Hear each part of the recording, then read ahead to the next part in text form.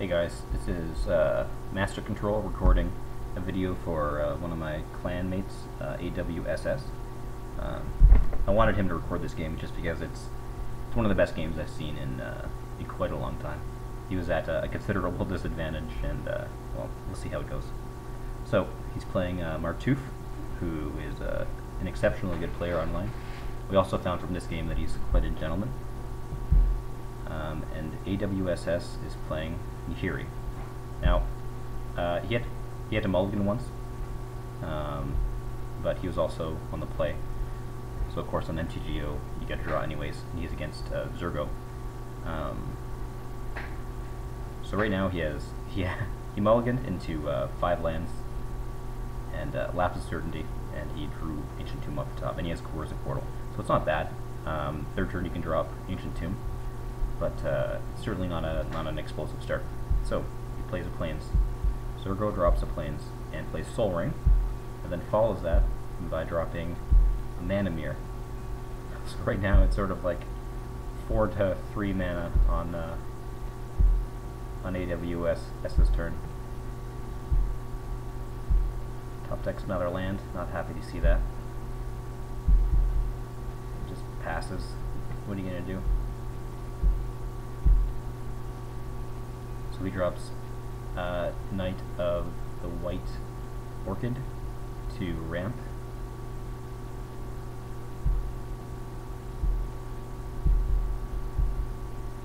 Goes for land there, and then he puts out Iron Mirror, ramping again. So that's 1, 2, 3, 4, 5, 6, 7 mana on his next turn. We top deck another land here, and with no other great play, drop Coercive Portal to start drawing cards. So we're pretty happy to see that Martouf doesn't have a swamp here to bring out Zurgo, but he does drop down World Slayer, which means if he gets a swamp, he's going to wipe the board and pretty much take the game over from that. Of course, World Slayer is destroy all permanents except for World Slayer. When you hit with Zurgo, it's destroy all permanents except for Zurgo and World Slayer. It's a nice little synergy. So we get 2 cards here: another land and Aven Mind Sensor. AWSS declines to play as general, just so we can get this guy with Aven Mind Sensor. Forest Key Rune, attack. Okay.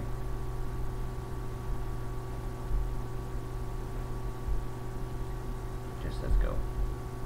But no chance to play the Aven Mind Sensor there, and no real reason to play it either. So top deck Elspeth.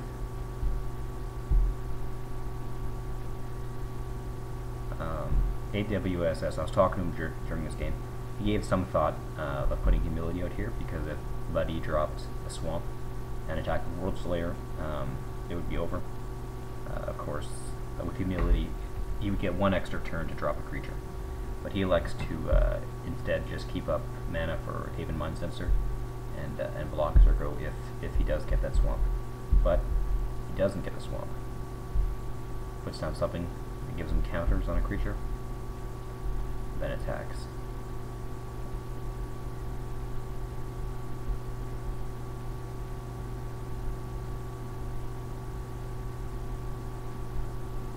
So, Ouse and World Queller.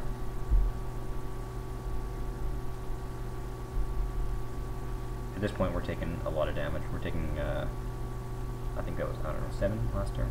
6, 7, 8 maybe? So we're just going to put up some blockers.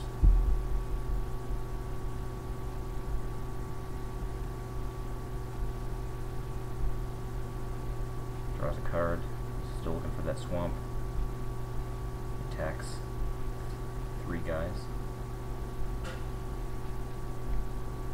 Elspeth, which is sort of nice. Elspeth, all planeswalkers are sort of life gain on the stick. So he blocks.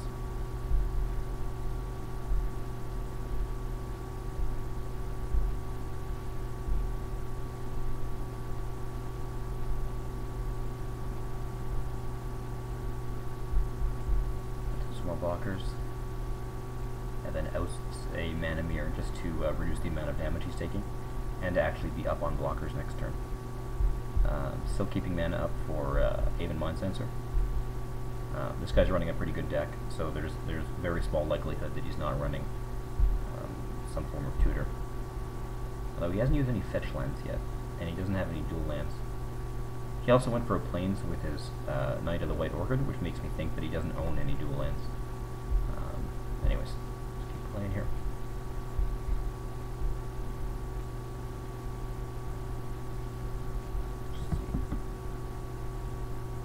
Yeah. So he turns Kirun into a guy and attacks.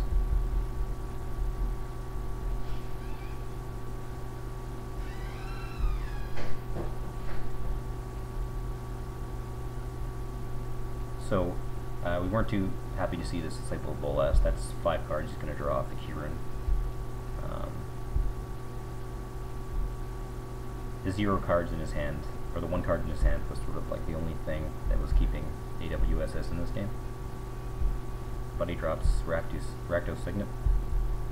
So now he has 2 sources of black mana.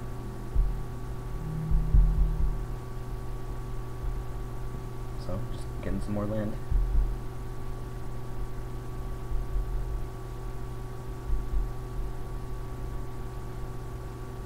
Blockers out.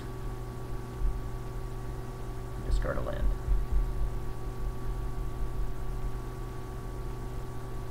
So AWS has countered Zurgo, put it on top of the guy's library, just to delay in the turn. And Buddy drops his own Coercive Portal. Block everything. And at the end of this turn, AWSS just mana tides.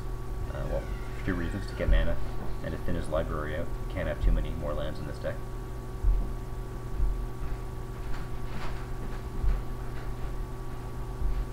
Alright, pretty happy to see both of those cards, Enlightened Tutor and Condemn. Because he's playing Nihiri, it's fairly strong artifact theme. And this is a good opportunity to play Humility, because if you Enlightened Tutor for Jete, you basically just kill every creature every turn from Martouf, barring the Citadel Siege. So, in a weird way, we've sort of stabilized. And then this turn happens.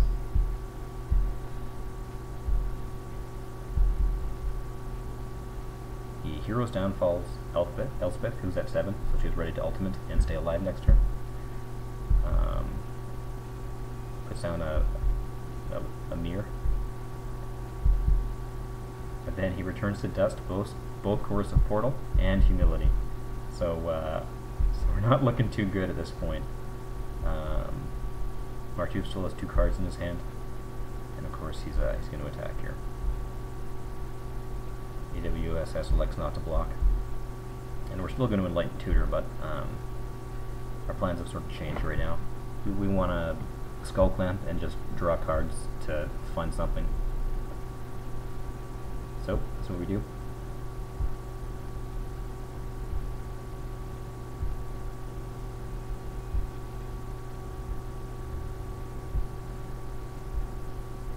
Putting out Nahiri for more blockers here. Nahiri and Skull Clamp obviously have amazing synergy. When you plus 2-er, you put a 1/1 and you can equip into it for free. So when you plus 2-er with Skull Clamp, it's basically plus 2, draw 2 cards. It's amazing. So draw Stoneforge Mystic and Day of Judgment, which are obviously both extremely good. Right now, we're up against the wall. We just go for Feast and Famine here.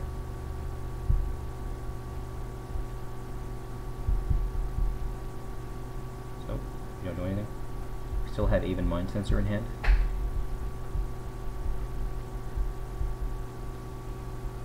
So he puts out Zurgo.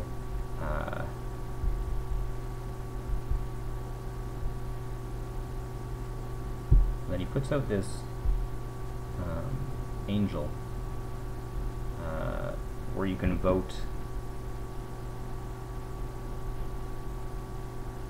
for things. I'm not even going to bother reading it.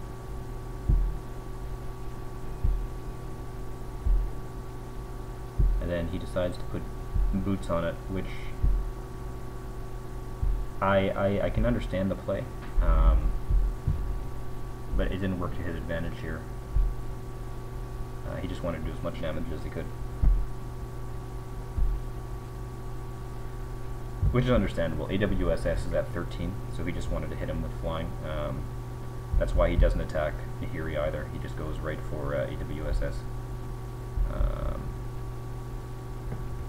So, with the condemn in hand, we tuck away Zurgo. Thank you, MTGO, for not employing the tuck rule yet. Then Alec takes 4 damage to the face. He's at 9 health right now, but he's at 54.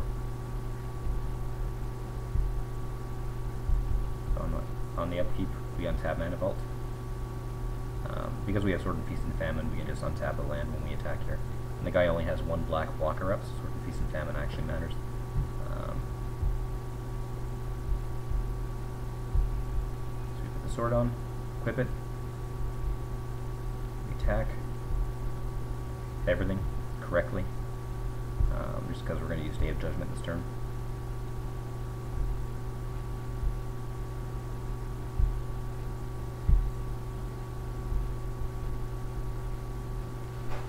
Then we just wipe the board, and then draw 2 cards with Nahiri. So once again, we've weirdly stabilized. We have 8 cards, an okay board position, and they have a pretty good board position. It's one of the many times in this game where it's been sort of back and forth. So he drops Stone Hero Giant, and then doesn't equip it with Sword and Feast and Famine, just because he's thinking of using his Haven Mind Sensor again. And he sort of laughed when this happened because the guy draws some cards, and then kills Stone Hero Giant, which of course Sword and Feast of Famine would have given protection from. So sort of funny. But he doesn't have any other play. So he just says go.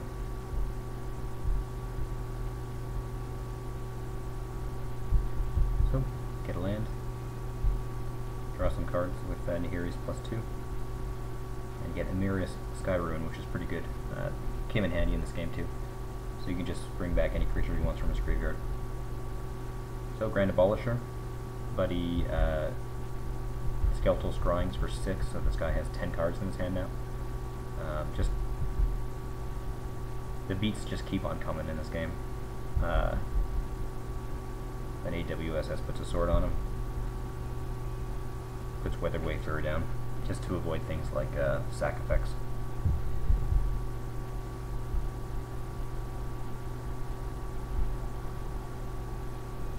Little Lotus, not the worst thing. Assault Suits, probably not great. Works with Zurgo, of course. And Lethal Vapors. This card is a real butthurt.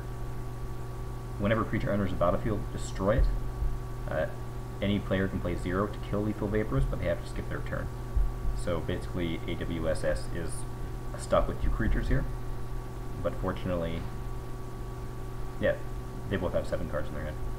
So, Emirius Sky Rune, not as good, but still pretty good, because he can get Stoneforge Mystic, and basically tutor for an artifact every turn. So here he goes for sort of Fire and Ice, just to get the extra draw, and start applying pressure with the damage. Some thought into getting Chite here, but just for life gain, but gaining life at this point is not going to win the game, it would just stop him from losing, and he really needs a big play. So, he puts everything in Grand Abolisher and attacks. Untapping, Mindstone down, not bothering to put down the Mana Crypt because it could kill him in this game. So the guy kills Swords of Fire and Ice. We worked it out. With next turn, if the guy had done nothing, he would have had exactly enough damage to kill him after he popped Nihiri, and if he had attacked with Weathered Wayfarer, and if he had gone for another artifact that gave him some damage in this deck. So that's what he does here. He goes for Sword of Vengeance. Now this was probably the biggest hit in the game for AWSS. So he puts Sword on, So on Grand Abolisher, and he's not afraid that the guy's going to do anything because it's Grand Abolisher, so he can't play things on his turn. He pops Nahiri, equips, and then attacks with both. So Martouf is at 31 right now. He drops down to 6, and with 2 triggers to get 2 cards out of his hand and untap all of AWS's land. He skull clamps the Weather Wayfarer here, which is a little bit dangerous. He one of the cards, and then he just discards some land.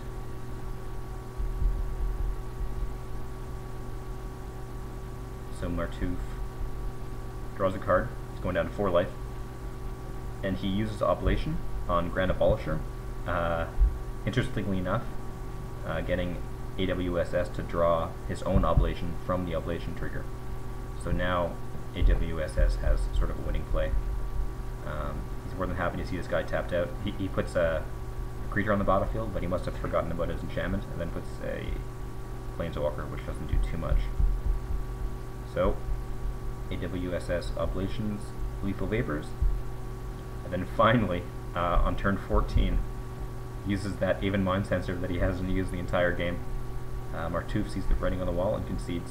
All in all, just a fantastic game. AWSS played it extremely well and overcome just so many obstacles in this game. It was